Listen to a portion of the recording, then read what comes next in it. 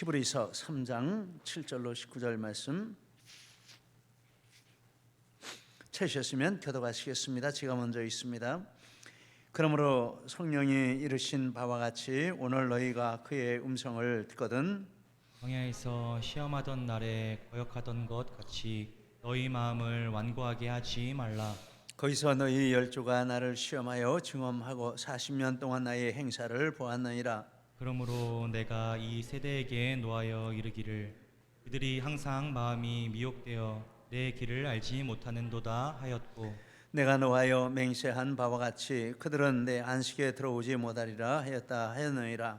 형제들아, 너희는 삼가 혹 너희 중에 누가 믿지 아니하는 악한 마음을 품고 살아계신 하나님에게서 떨어질까 조심할 것이요, 오직 오늘이라 일컫는 동안에 매일 피차 권면하고 너희 중에 누구든지 죄의 유혹으로 완고하게 되지 않도록 하라.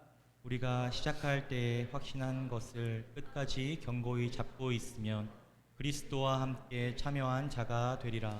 또 성경에 일렀을 때 오늘 너희가 그의 음성을 듣거든 경노하시게 하던 것 같이 너희 마음을 완고하게 하지 말라 하였으니, 듣고 경노하시게 하던 자가 누구냐? 모세를 따라 애굽에서 나온 모든 사람이 아니냐? 함께 있습니다. 또 하나님이 40년 동안 누구에게 노하셨느냐? 그들의 시체가 광야에 엎드러진 범죄한 자들에게가 아니냐? 또 하나님이 누구에게 맹세하사 그의 안식에 들어오지 못하리라 하셨느냐? 곧 순종하지 아니하던 자들에게가 아니냐? 이러보건대 그들이 믿지 아니함으로 능히 들어가지 못한 것이라. 아멘. 할렐루야.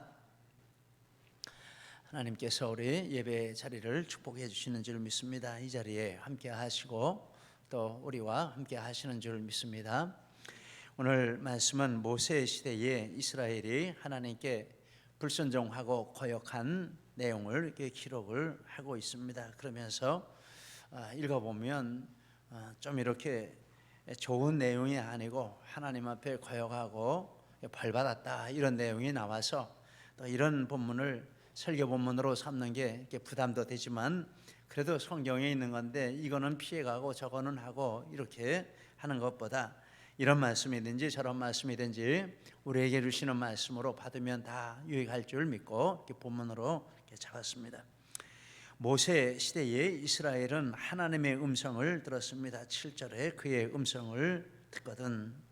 하나님의 음성을 듣는 것은 택하신 백성들에게 주시는 특별한 축복입니다. 아무나 하나님의 음성을 들려주고 또 하나님의 말씀을 듣게 해주고 이러는 것이 아닌 줄 압니다.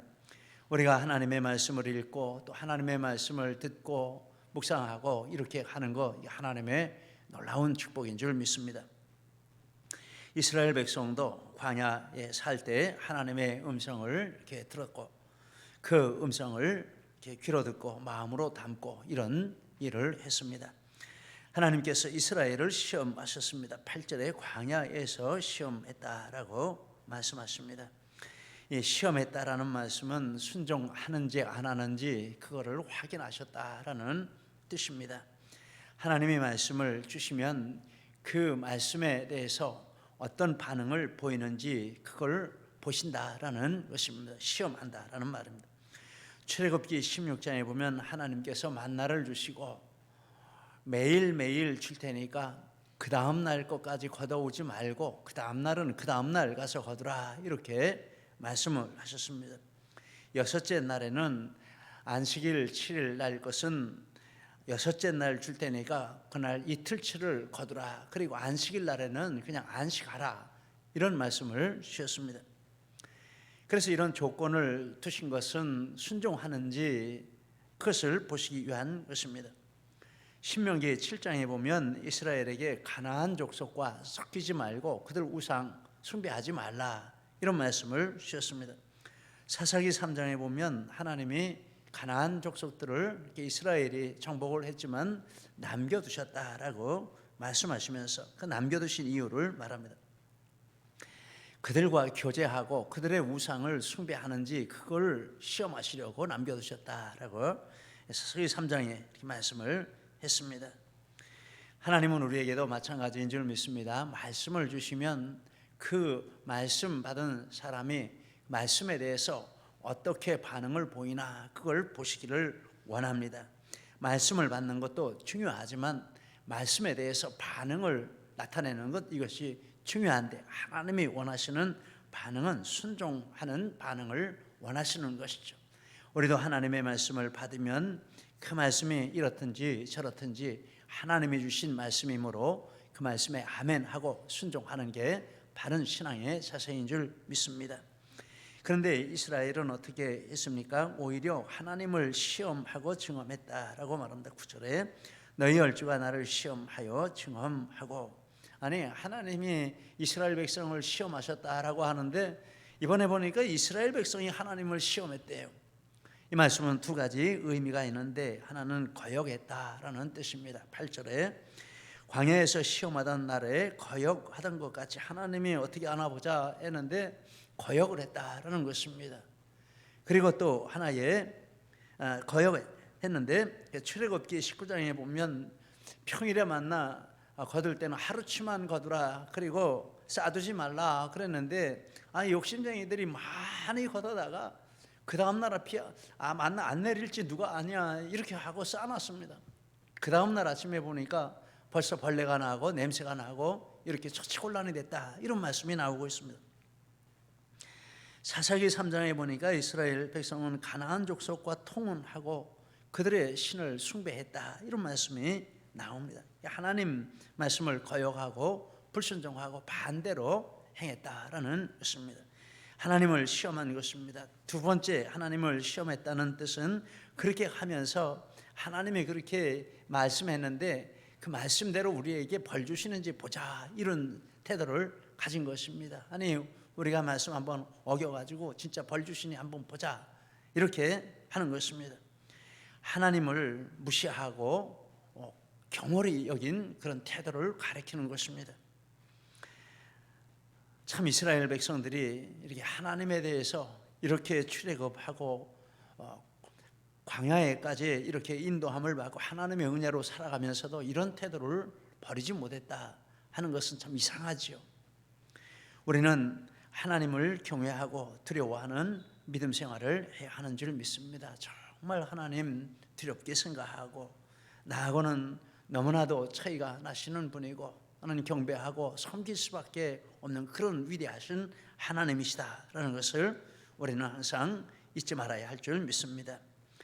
이렇게 하나님 앞에 하나님을 시험하고 거역하는 자들에 대해서 하나님이 몇 가지로 그들에 대해서 말씀을 하셨습니다. 첫째, 그들이 미혹되었다라고 말합니다. 10절에 그들이 항상 마음이 미혹되어, 그들의 마음을 미혹한 존재가 있습니다.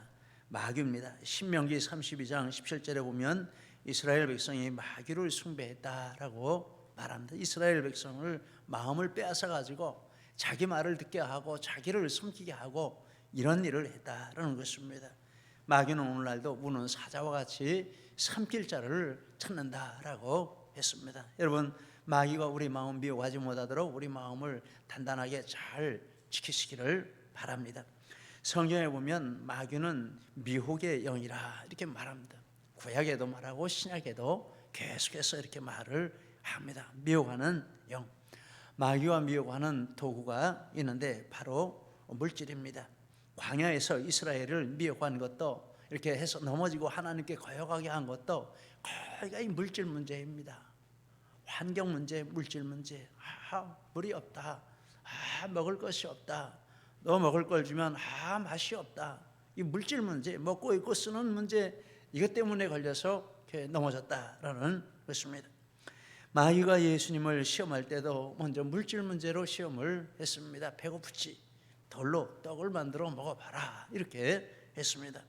마귀가 우리를 미혹하는 방법도 대부분 물질 문제입니다. 다른 것은 아주 뜨문뜨문한 것이고 예외로 하는 것이고 아주 쉽게 우리에게 접근하고 우리를 넘어뜨리는 방법이 바로 물질이다라는 것입니다. 저는 그 핵심이 11조 문제다라고 이렇게 생각을 해봅니다. 11조는 선악과라는 생각을 합니다. 창세기 2장에 보면 하나님께서 에덴 동산에서 보기 아름답고 먹기에 좋은 나무들을 많이 이렇게 나게 하셨습니다. 중앙에 있는 선악과는 먹지 말라, 먹으면 죽는다, 이렇게 말씀을 하셨습니다. 그래서 먹을 것들이 있기 때문에 이 선악과 열매를 먹어야 되겠다, 이런 생각할 필요가 없습니다. 다른 것들이 있는데, 그거 없어도 살 수 있는데, 그래서 저거 먹어야 산다, 이런 생각할 필요가 없습니다. 그런데 그런 생각이 들어갔습니다. 언제 들어갔습니까? 미혹받는 순간에 들어갔습니다. 다른 것들 많이 있지만 저거 안 먹으면 안 된다, 저걸 반드시 먼저 먹어야 되겠다, 이런 생각이 들어가서 그래서 그걸 따먹었다라고 말씀을 합니다. 11조가 그렇다고 믿습니다. 11조는 특별하게 어려운 분들이 있습니다. 저도 어려운 때를 이렇게 지나면서 정말 한 푼 어떻게 해볼 수 없고 움직일 수도 없고 이런 때는 정말 어떻게 할 수가 없습니다. 그래서 못 하시는 분들도 있습니다. 그러니까 이해가 됩니다. 그런데 대부분의 그렇지 않은 경우에는 그거 11조 없어도 삽니다. 11조를 떼내도 사는데 큰 지장 없습니다. 다른 것으로 전략하고 이렇게 하면 웬만하면 다 살 수 있습니다. 그런데 마음 가운데 어떤 생각이 들어오냐면 이거 다 써도 모자란다, 이런 생각이 들어오는 것입니다. 그래서 그걸 이렇게 쓰게 되는 것입니다. 그런데 성경에 보면 11조는 하나님의 것이라 이렇게 말씀을 했죠. 하나님의 것인데 내가 쓰면 어떻게 되는 것입니까? 이 선악과 따먹는 거하고 똑같다라고 하겠습니다. 안 먹어도 별로 손해가 없는데 먹으면 큰일 나는 게 바로 이것이다 라는 말씀입니다. 매년 연말이 되면 제가 재정부에다가 저희 부부의 헌금액을 좀 정리해서 보내주십시오, 이렇게 합니다. 그래서 받아서 계산을 이렇게 합니다. 해마다 이렇게 해왔습니다. 그런데 이렇게 해보면서 하나님 앞에 감사합니다. 하나님, 제가 이렇게 하나님 앞에 정직한 11조를 드릴 수 있도록 은혜 주신 것 감사합니다. 그 외에 또 하나님이 정하시지 않은 부분까지 헤아려가며 하나님 앞에 이렇게 드릴 수 있도록 은혜 주신 것 감사합니다. 이렇게 해서 정리를 해보고 따져보면 해마다 제가 받은 총 사례의 25%에서 30%를 이렇게 헌금을 하는 통계가 나옵니다. 참 감사하죠. 쓰고자 하면 그거 다 써도 부족합니다. 1억을 사례를 받는다고 해도 그것도 쓰려고 하면 부족합니다. 10억을 받아도 부족합니다. 아끼려고 하니까 남는 거지 쓰려고 하면 뭐가 있겠습니까? 그런데 부족한 중에도 하나님이 정해주신 이상으로 먼저 하나님 앞에 이렇게 마음을 담은 정성을 드리고 그 나머지로 이렇게 살아왔다라는 이런 생각을 하고 참 하나님의 은혜입니다, 감사합니다, 이런 마음이 그런 계산하는 것을 이렇게 정리하면서 마음에 있습니다. 하나님 너무너무 감사합니다. 하나님의 은혜입니다. 사람의 힘으로 산 것이 아니라 하나님의 능력으로 이렇게 살아오도록 해주신 것을 믿습니다. 그러면서 말라기 3장 10절 말씀이 생각이 나는데 우리 같이 한번 읽어보시겠습니다. 만군의 여호와가 이르노라, 너희의 온전한 11조를 창고에 들여 나의 집에 양식이 있게 하고 그것으로 나를 시험하여 내가 하늘문을 열고 너희에게 복을 쌓을 곳이 없도록 붙지 아니하나 보라. 저는 이 말씀이 제 삶에 이루어지고 있고 앞으로도 이루어질 것이라 믿습니다. 근데 제가 무슨 창고가 있습니까? 창고 없죠. 무슨 금고가 있습니까? 금고도 없죠. 맨날 주머니에 돈이 남을 날이 없는데 뭔 창고가 있고 금고가 있습니까? 그런데 영적으로는 있습니다. 하나님의 창고에는 있습니다. 하나님이 꼭 필요하고 써야 된다 이렇게 할 때는 그 창고를 열어주시는 줄 믿습니다. 그런 교회 때 살아왔죠. 부족함 없이 살아왔죠. 하나님의 은혜인 줄 믿습니다. 여러분, 우리 젊은 형제 자매들도 많이 있으신데 젊어서부터 수입이 적을 때부터 이 부분에 있어서 하나님의 것을 온전하게 이렇게 구별해서 드리는 이런 훈련을 하시기를 바랍니다. 하나님이 축복하실 줄 믿습니다. 이거는 하나님과 거래하는 것입니다. 이건 사람이 말했다고 해서 하는 것이 아니라 하나님과 거래하는 것입니다. 하나님 앞에 바르게 하면, 그래서 이렇게 하나님의 것을 구별해 놓으면 나머지 것 가지고도 허황되게 안 쓰는 그런 마음을 주십니다. 하나님이 나머지 것을 지켜주십니다. 그리고 이렇게 적은 것일지라도 그것을 가지고 감사할 수 있는 마음도 주십니다. 하나님, 제가 온전한 11조를 하나님 앞에 드리고 이거 하나님 앞에 이걸 받았는데 하나님이 주셨습니다. 주신 것 가지고 잘 쓸 수 있도록 은혜를 주시옵소서. 그러면서 그것을 가지고 정말 정확하게 바르게 쓰고도 남길 수 있는 이런 축복도 하나님이 주신다라는 것입니다. 다 내 것이라고 생각하고 내 마음대로 쓴다고 하면 마음이 미혹되가 있기 때문에 이리 확 끌려가고 저리 확 끌려가고 아무 쓸모도 없는데 막 그냥 낭비를 하고 나중에는 버는 자랑이 아니라 아끼는 자랑을 하라고 했는데 아무리 벌어도 손에 있는 건 없고 허무하게 되고 허전하게 됩니다. 이스라엘 백성도 이렇게 광야에서 미혹을 받았는데 다 물질 문제 때문에 미혹을 받고 넘어지고 하나님을 원망하고 이렇게 했다라는 말씀입니다. 미혹을 받고 우리는 예수님처럼 마귀를 선포해서 물리쳐야 할 줄 믿습니다. 예수님이 마귀에게 시험 받을 때 선포한 말씀이 있는데 같이 한번 읽겠습니다. 마태복음 4장 4절 같이 있습니다. 사람이 떡으로만 살 것이 아니요 하나님의 입으로부터 나오는 모든 말씀으로 살 것이니라. 마귀야 물러가라. 할렐루야입니다. 저 말씀으로 물질 유혹하는 마귀를 물리치시기를 축복합니다. 그 다음에 마태복음 4장 7절에 같이 읽겠습니다. 주 너의 하나님을 시험하지 말라. 이스라엘은 시험했는데 예수님 말씀하시기를 하나님 시험하지 말라고 했다.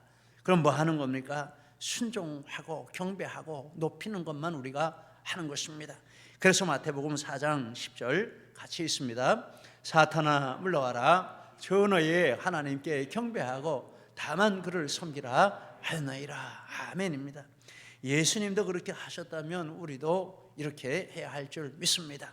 이렇게 미혹하는 사탄을 물리치고 날마다 하나님 앞에 바른 마음과 바른 정신을 가지고 믿음 생활 잘하는 우리 모두가 되어야 할 줄 믿습니다. 두 번째, 이스라엘이 하나님의 길을 알지 못한다. 10절에 말씀했습니다. 미혹을 받아서 내 길을 알지 못한다. 이스라엘은 출애굽 2년 만에 가나안 땅 입구 가데스 바네아에 도착을 했습니다. 시내산에서 1년을 머물러 있었습니다. 그러니까 1년 빼면은 1년이면은 가나안 땅에 들어갈 수 있는 그런 가까운 거리였습니다. 그런데 어떻게 됐습니까? 40년 동안 광야에서 길을 잃고 헤맸다라고 말합니다. 이것은 눈에 보이는 이런 시간을 보낸 것도 되지만 이 마음이 길을 잃었다라는 뜻으로 보면 더 맞을 것 같습니다. 마음이 길을 잃고 방향을 잃고 어디로 가야 할지 모르고 목적도 없이 헤맨 것이 40년을 헤맨 것이라고 합니다. 종종 하나님의 뜻을 알 수 없다 이런 말을 듣습니다. 왜 알 수 없을까요? 하나님이 말씀 안 해주셔서 알 수 없을까요? 하나님의 말씀이 애매모호해서 알 수 없을까요? 아닙니다. 그 마음 중심에 분명하게 하나님을 마음 중심에 모시고 하나님께 초점을 맞추는 이게 없기 때문에 하나님의 뜻을 알 수 없다라는 것입니다.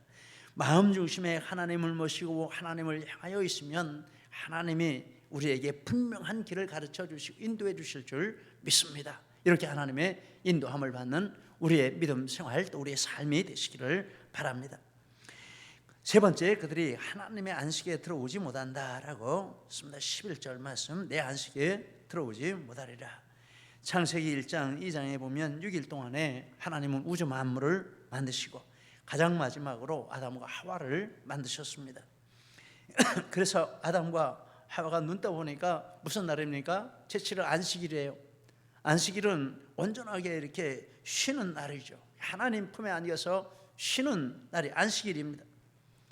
그래서 아담과 하와는 먼저 안식일을 지키고 그리고 그 다음서부터 나가서 일을 하는 이런 삶을 시작을 한 것입니다. 그런데 하나님께서 이미 아담과 하와가 필요한 것은 이미 다 만들어 놓으셨어요. 과학자들이 말하는데 전 인류가 120억이 된다고 해도 무궁하게 쓸 수 있는 자원이 이 지구에는 내장되어 있다 이렇게 이야기를 합니다. 언제 만들었습니까? 아담 하와 만드실 때 먼저 다 하고 만들어 놓으셨어요. 그러니 뭐 무궁무진하게 쓸 게 있는 것이죠. 그래서 아담과 하와가 필요할 것은 다 있어서 내가 나의 필요를 위해서 일하고 나의 안전을 위해서 일하고 이렇게 사는 것이 아니다라는 것을 상징적으로 누리게 한 것이 안식일입니다. 그리고 그 다음에 나가서 일하는 것도 마찬가지입니다. 우리 하나님의 백성이 일하는 것은 돈 벌기 위해서 일하는 게 아니라라고 믿습니다. 안전을 위해서 일하는 게 아니라라고 믿습니다. 내게 주신 은사와 달란트와 능력을 가지고 하나님의 영광을 나타내고 하나님을 높이고 찬양하기 위해서 일하는 것이다 라고 믿습니다.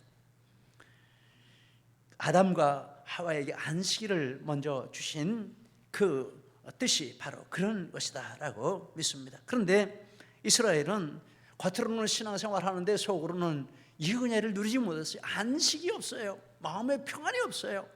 여러분, 예수님을 믿으면서도 마음에 불평이 있고 원망이 있고 막 끓어오르고 하나님에 대해서도 원망이 생기고 뭐 하나님이 뭐 이러냐 이런 것이 생기면 한번 내점검을 해봐야 될 줄 믿습니다. 왜 나는 안식이 없을까? 이미 하나님이 안식일을 천지 창조하실 때 만들어 놓으시고 모든 피조물이 먼저 안식을 누리고 시작을 했는데 왜 나는 안식이 없을까? 그거 우리가 한번 점검을 해봐야 된다라는 것입니다. 아무리 많이 소유하고 많이 올라가도 안식이 없으면 무슨 소용입니까? 100한 집에 살아도 안식이 없으면 그게 무슨 소용입니까? 아무리 먹을 것이 많아도 안식이 없고 마음이 불안하고 두려우면 무슨 소용이 있느냐라는 것입니다. 저는 감히 하나님 안에서 이런 안식을 누린다 이런 생각을 제 자신에게 해봅니다.